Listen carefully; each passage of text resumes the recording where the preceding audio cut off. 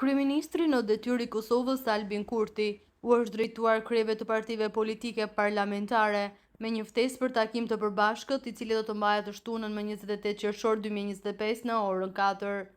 Kjo iniciativë vjen pas gjykimit të fundit të gjykatës kushtetuese, e cila theksoi se të gjithë deputetët kanë përgjegjësi për konstituimin e Kuvendit të Kosovës dhe funksionimin e institucioneve demokratike.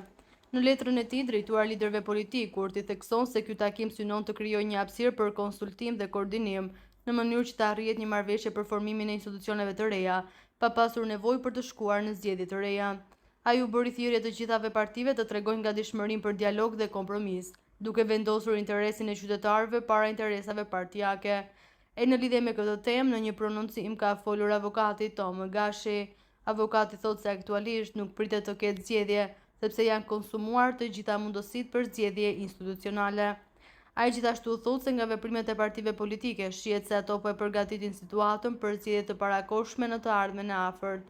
Zgjedhje nuk do të ketë, sepse të gjitha opsionet janë shtëruar. Duket se të gjithë partitë po përgatisin terrenin për zgjedhje të parakohshme, është shprehur Gashi.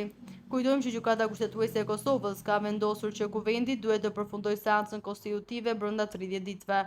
Kjo do të thotë se deputetëve janë të obliguar të marrin pjesë në votim dhe të zgjidhin kryetarin dhe nënkryetarin e Kuvendit.